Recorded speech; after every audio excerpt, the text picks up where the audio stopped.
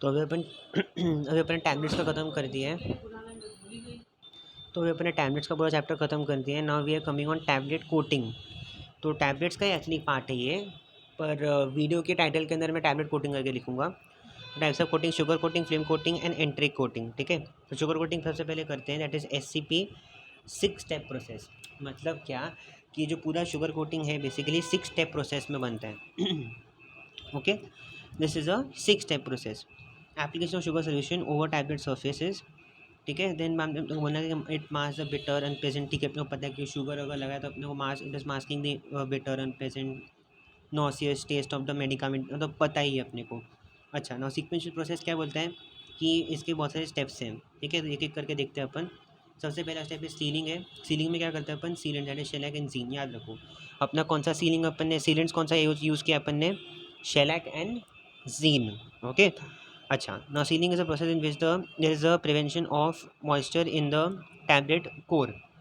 ठीक है, मतलब कि अगर हम लोग सीलिंग करके रख देते हैं बेसिकली, तो आपका टैबलेट कोर तक मॉइस्चर पहुंच नहीं पाएगा। That is the one thing.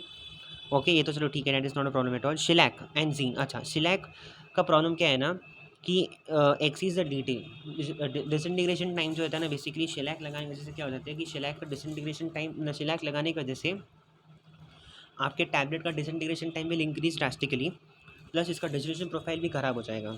Okay, तो remember dissolution test and disintegration test we had done, बराबर है, हमने टैबलेट्स के चैप्टर में ये किया था। देन जीन, जीन में क्या होता है? मोर कॉमन अल्कोहलिक सोल्यूबल है ये, affect disintegration time and dissolution profile. Correct है, so this is not affecting disintegration time, it is not affecting on dissolution profile also, and it is alcohol soluble. Okay, तो कभी कभी अपने को ऐसा होता है कि चल अल्कोहल सोल्यूबल की बात आप छोड़ दो, don't confuse your self, but shellac and gene तो अपने को याद रखना चाहिए कि भाई ये दो जो है ये सीलिंग के लिए अपन यूज़ करते हैं शुगर कोटिंग प्रोसेस के अंदर।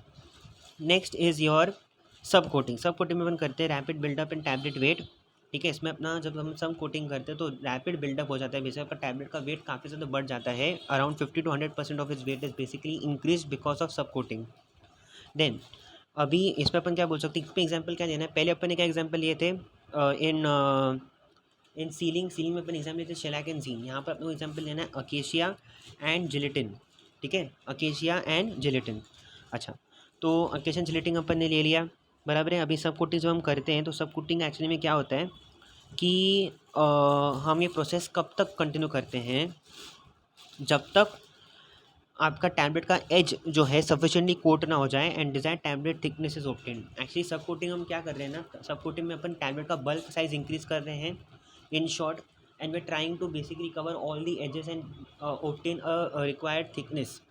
ठीक है, अब टैबलेट एकदम छोटा सा रहेगा तो लेने में प्रॉब्लम दिक्कत होगी, तो उसको बल्क साइज इंक्रीज करने के लिए, जैसे हमने पहले बात की टैबलेट्स के अंदर हम लोग डाइल्यूट्स ऐड करते हैं, वैसे इस केस में टैबलेट कोटिंग के टाइम पे हम यहाँ पर सब कोटिंग करते हैं। देन अनदर प्रोसेस है स्मूदिंग। स्मूदिंग में क्या है? We are adding a syrup solution 60 to 90% sugar. एक ऐसा सिरप सोल्यूशन इसके अंदर 60 to 90% सोल्यूशन ऑफ शुगर रहेगा। Smoothing to improve the imperfection in the step 2 of SCP। मतलब कि जब हम सॉफ्ट कोटिंग कर रहे थे, जब हम बल्क साइज इंक्रीज कर रहे थे अपने टैबलेट का, तभी कुछ इरेगुलरिटीज़ आ जाती हैं सरफेस के अंदर, सरफेस थोड़ा सा उबड़ खाबड़ हो जाता है। उस उबड़ खाबड़ सरफेस को हम लोग को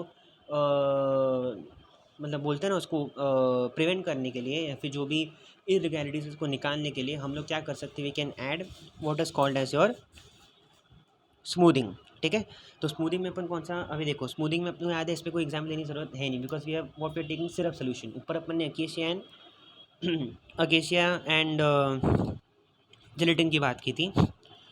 अच्छा, नाउ बाद में करेंगे कलरिंग। कलरिंग में क्या करना पड़ता है अपने को? कलरिंग एक्चुअली में क्या है कि इसमें भी अपन सिर्फ सोल्यूशन ही लगा रहे हैं।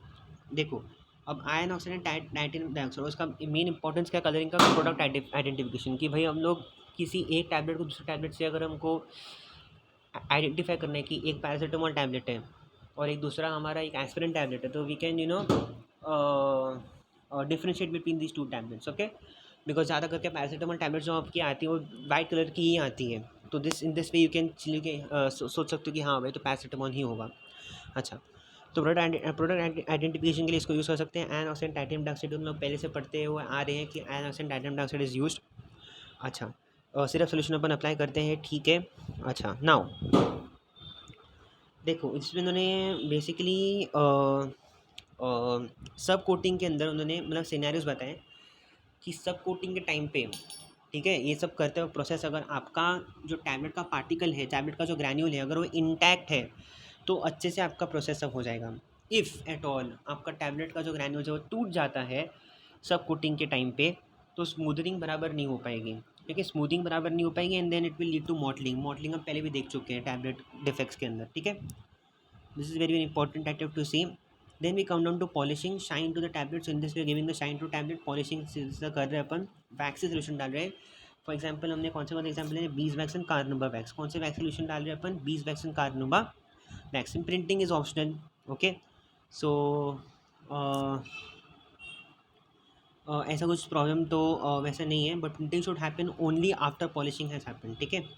तो ये ज़्यादा कुछ ऐसे इंपॉर्टेंट मतलब इंपॉर्टेंट तो ऑफकोर्स था जो हमने अभी कवर किया है, बट रट्टा मारने वाली चीज़ जो अभी आने वाली है, रट्टा मारने वाली चीज़ अभी अपने को आने वाली है यहाँ पर, कि हमको मतलब जब भी एग्जाम्पल्स पढ़ने होंगे तभी प्रॉब्लम होगी बेसिकली। अब देखो इसमें शुगर कोटिंग हमने पढ़ा है, this is like sugar coating में ज़्यादा कुछ अपने को एग्जाम्पल्स पढ़ने नहीं थे। अब हम लोग आते हैं एंटेरिक कोटिंग के ऊपर। तो एंटेरिक कोटिंग पे जाने से पहले ओके हम पहले देखेंगे कौन से उसके पॉलीमर्स जो है वो यूज़ करते हैं। So it is written that what are the polymers that are used in enteric coating. Okay, so we'll start with that first. The first polymer is cap, that is cellulose acetate phthalate, or we can say cellulose acetate phthalate बराबर। Now cellulose acetate phthalate जो है basically it is very hygroscopic plus permeable to moisture plus your gastrointestinal fluid. So film formed is brittle, basically good quality tablet and अच्छा, so वो यहाँ पर ये बोलने की कोशिश कर रहे हैं कि cap alone is not at all sufficient enough. Cap के साथ हम लोग दूसरे पॉलीमर्स भी ऐड करने पड़ते ताकि वो टैबलेट का जो सरफेस है बेसिकली अच्छे से रहे, स्टडी रहे, इसलिए हम लोग कैप के साथ और भी सारे पॉलीमर्स बेसिकली जो है इंसर्ट करते हैं, ओके। तो वो एक चीज़ है वहाँ पर। तो ये बेसिकली ज़्यादा हाइग्रोस्कोपिक है, इसलिए इसको ज़्यादा करना पड़ता है, बिकॉज हाइग्रोस्कोपिक होने की वजह से क्या हो जाता है कि मॉइस्चर एंट्री अंदर हो जाती है and then restitution fluid can also enter. See at some point of time we want the gastrointestinal fluid to enter, because if that doesn't, disintegration won't happen, dissolution won't happen, right? So gastrointestinal fluid को तो आना ही है, but और वही चीज़ या basically मतलब जो है ठीक है, ये एक मैं बोल सकता हूँ कि एडवांटेज है, but moisture hygroscopic is not a good thing basically, because बाहर से अगर वो टैबलेट गलने लगेगा, ठीक है। देन फर्स्ट हो गया, देन एक्रिलेट पॉलीमर्स, जिसके अंदर एग्जाम्पल है यूड्राजिट एल, यूड्राजिट एस, ठीक है, वो ग्रेड्स है उसके।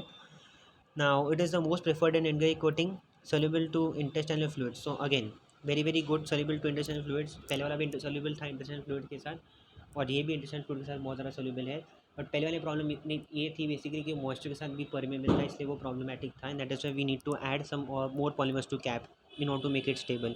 Then we have PVAP, that is polyvinyl acetate phthalate. अब ये हो जाता है बेसिकली, ये कैसे बनता है, how do you understand PVAP, how is it form? So polyvinyl acetate phthalate, so it's nothing but esterification between hydrolyzed PVA, that is polyvinyl acetate plus phthalate anhydride, correct है। तो एस्टेरिफिकेशन प्रोसेस हुआ है between phthalate anhydride and polyvinyl acetate, okay, simple things. Then we have HPMC, hydroxypropyl methyl cellulose phthalate. So again उसको मैं अब ऐसे बोल सकते हो, hydroxypropyl methyl cellulose plus phthalate anhydrides के एस्टरिफिकेशन के साथ बना हुआ है, ये ऐसे बोल सकते हो, इसमें लिखा हुआ है यहाँ पर, ठीक है। अच्छा, नाउ प्रॉब्लम ये है कि it is stable then cap. Cap के कंपैरिजन के अंदर HPM से ज़्यादा स्टेबल होता है, एंड इज़ मतलब ना, क्योंकि क्यों स्टेबल फॉर्मेशन होता है, मतलब क्यों स्टेबल है ये, बिकॉज ये ब्रिटल नहीं है। जब हमने कैप पढ़ा था तब हम लोग मालूम पड़ा था कि बेसिकली कैप जो होता है वो ब्रिटल होता है, बट ये जो है ये ब्रिटल नहीं है, okay, that is very very important. Next thing that you have to see is,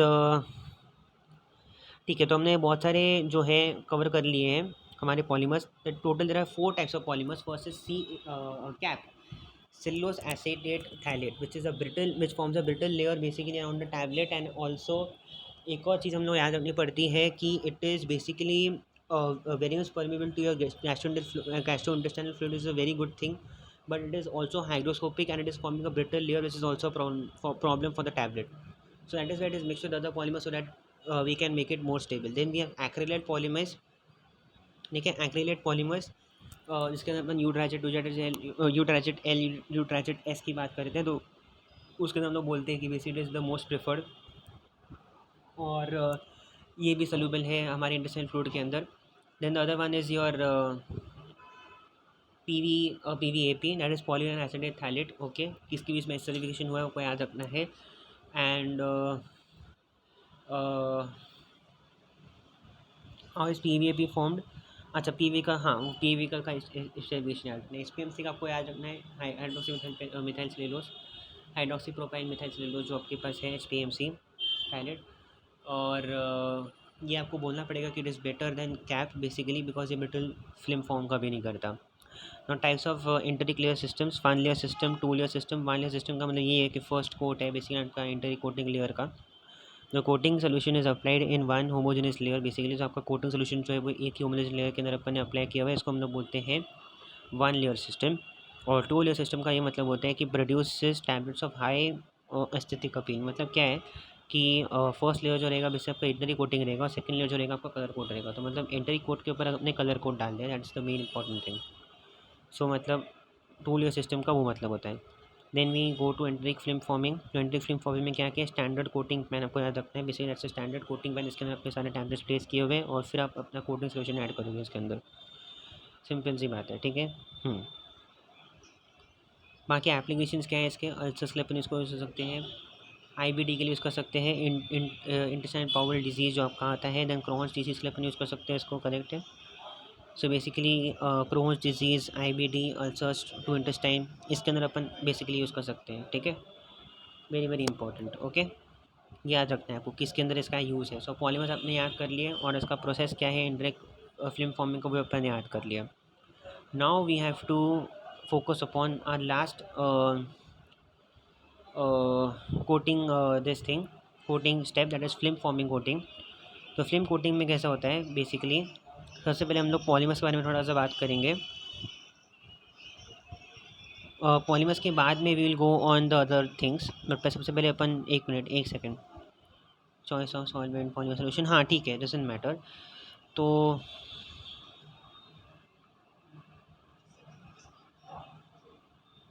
क्या होता है कि फिल्म फॉर्मिंग मतलब जो भी हम लोग इसके पढ़ते हैं तो उसमें एक फर्स्ट है आपका, first is your HPMC. Okay, hydroxy methyl methyl cellulose. अभी ये HPMC थैलेट नहीं है, this is only hydroxy propyl methyl cellulose. Okay, which is very important, you have to remember. चीज़ ये पर यहाँ पर ये क्या है कि बेसिकली इसको प्रिपेयर कैसे किया, आपको याद रखना है प्रिपेयर कैसे किया. तो prepared by reacting alkali treated cellulose with methyl chloride and then propylene oxide. So alkali treated methyl cellulose, आपको पता है कि यहाँ पर हाइड्रोक्सी प्रोपाइल मिथाइल सेलुलोज में methyl cellulose is also component. तो ये मिथाइल सेलुलोज जो रहेगा वो अल्कली ट्रीटेड रहेगा. Alkali for that matter can you potassium hydroxide, NaOH, anything you want. तो अल्कली ट्रीटेड होगा और उस चीज़ को आपको रिएक्ट करना है basically with propylene oxide. So propylene oxide is I think your hydroxy propyl component. Okay, तो हाइड्रोक्सी प्रोपाइल कंपोनेंट जो है वो आपको प्रोपिलीन ऑक्साइड से मिल रहा है. सो अब बेसिकली इसका एडवांटेजेस क्या है, एडवांटेजेस ये है कि it has no effect on DT and dissolution profile. Okay, so it has no effect on DT and dissolution profile. ये एक बड़ी चीज़ यहाँ पर मिल जाती है अपने को कि स्टेबल है, काफ़ी ज़्यादा स्टेबल है, चीप है. बट एक डिसएडवांटेज यहाँ पर क्या है कि ये बहुत ज़्यादा रफ टैबलेट बना देता है, रफ सरफेस बना देता है, which is a big disadvantage. तो रफ सरफेस बनाएगा तो वो एक डिसएडवांटेज हो जाएगी. बट एक एडवांटेज ये है बेसिकली कि आपका ये डिसइंटीग्रेशन टाइम, डिसोल्यूशन प्रोफाइल जो भी आपका है उसको इफेक्ट कभी नहीं करेगा. ये इसकी एक बहुत अच्छी क्वालिटी समझ लीजिए आप. देन हाँ, तो इसलिए हम लोग बोलते हैं कि यहाँ पर प्लास्टिसाइजर ऐड करना पड़ता है. The addition of plasticizer basically makes the surface smoother. Then हम बात करते हैं नेक्स्ट की, that is MHEC, that is methyl hydroxy ethyl cellulose. Simple see, जैसे हमने पहले बात की थी हाइड्रोक्सी प्रोपाइल मिथाइल सेलुलोज में हमने बात किया था methyl cellulose that is alkali treated. यहाँ पर इथाइल सेलुलोज है तो ethyl cellulose is alkali treated. बराबर है। और मिथाइल हाइड्रोक्साइड किधर से आ रहा है, it is coming from your ethylene oxide. Okay, so that you have to remember. So अच्छा सॉरी, आई वॉज रॉन्ग। यहाँ पर क्या लिखा हुआ है कि it is alkali treated cellulose first with methyl chloride. तो आपने क्या किया है बेसिकली, पहले आपने अल्कली ट्रीटेड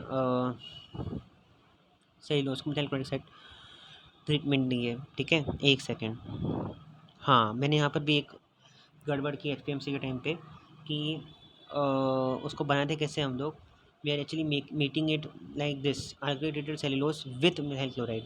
जो मिथाइल सेल्यूलोज आपका बनता है वो कैसे बनता है, it is formed by alkali treating cellulose with methyl chloride. यहाँ पर भी जब आपका बनेगा सेल्यूलोज का पार्ट जो आपका है वो कैसे बनेगा, it will be form by alkali treated cellulose first with methyl chloride and then with ethylene oxide, ठीक है। यहाँ पर प्रोपिलीन ऑक्साइड था, यहाँ पर इथिलीन ऑक्साइड है। ओके, सो वो आपको याद रखना है। यहाँ पर प्रोपिलीन ऑक्साइड था, यहाँ पर इथिलीन ऑक्साइड है, बस इतना डिफरेंस है इसकी मेकिंग के अंदर, इतना याद रख सकते हो। एमईसीसी और एचपीएमसी के बीच का जो डिफरेंस है वो यही है। Okay,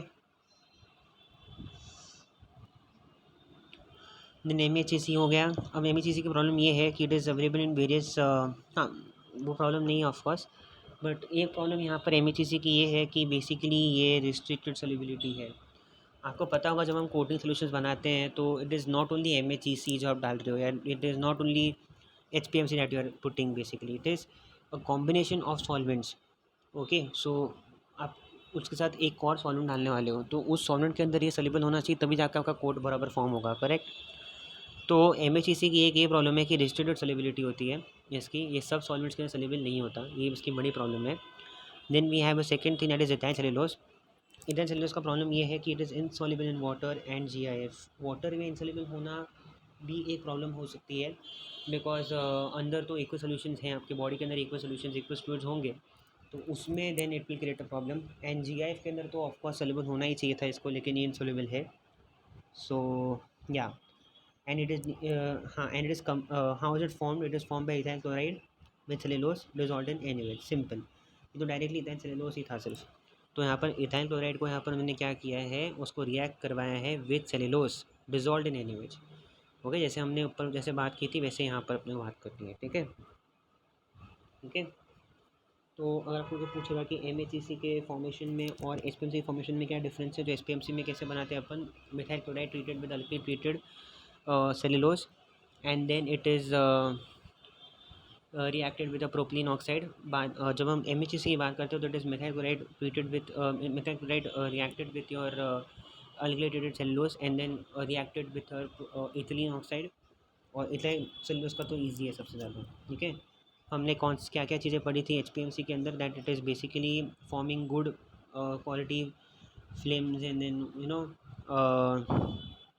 distillation profile, disintegration time को कभी इफेक्ट नहीं करेगा। बट अगेन डिसएडवांटेज ये था कि बेसिकली वो रफ फिल्म्स फॉर्म कर रहा था। और जो हम एम पढ़ते हैं, एम में ये प्रॉब्लम हो रही थी कि it is basically insoluble in your water and GIF, if I am right.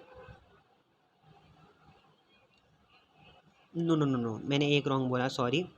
मैंने ये हाँ, मेरे को ये बोलना चाहिए था, it is restricted solubility, correct. It is having restricted solubility, ये सारे सॉल्वेंट्स में सोल्युबल नहीं होता। और इथाइल सेल्यूलोज का प्रॉब्लम ये थी कि ये insoluble in water and GIF, ठीक है। Then we have soluble in organic solvents, ठीक है। तो ethyl cellulose is soluble in organic solvents but it is insoluble in water and GIF। तो ऑर्गेनिक सॉल्वेंट्स में करके क्या फ़ायदा, आप कोटिंग बराबर बना दोगे बट वाटर में soluble ही नहीं है आपका, गैस्ट्रोइंटेस्टाइनल फ्लूइड में ही soluble नहीं है, तो फिर फ़ायदा क्या। अच्छा, now we have to understand what is HPC, then we have to understand what is SCMC, then we have to understand what is acrylate polymers and then povidone। तो जो आपका एच पी सी है, ठीक है, will quickly finish this. H P C जो है आपका hydroxy propyl cellulose, it is formed by cellulose with NaOH followed by reaction with propylene oxide, ठीक है। तो यहाँ पर हमने कोई क्लोराइड वोराइड कुछ रिएक्ट नहीं करवाया, डायरेक्टली यहाँ पर ट्रीटेंट है।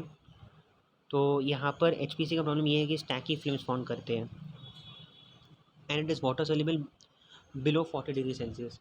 तो बॉडी के टेम्परेचर्स के अंदर, आई डोंट नो, बॉडी का टेम्परेचर 37 डिग्री सेल्सियस है ऑफकोर्स। तो 40 डिग्री सेल्सियस के नीचे अगर ये सोल्यूबल है तो ऑफकोर्स ये काम कर जाएगा, बराबर है, बट करेगा, बट ये क्या है प्रॉब्लम खाली इसकी इतनी है कि स्टैकी फिल्म बनाएगा, ऐसे फिल्म बनाएगा जो बहुत ही ज़्यादा स्टैकी है, ठीक है, बहुत ही ज़्यादा स्टिकी है या स्टैकी जिसको हम बोल सकते हैं, तो एसपीसी का ये प्रॉब्लम है। So will continue the other in the next video, ठीक है।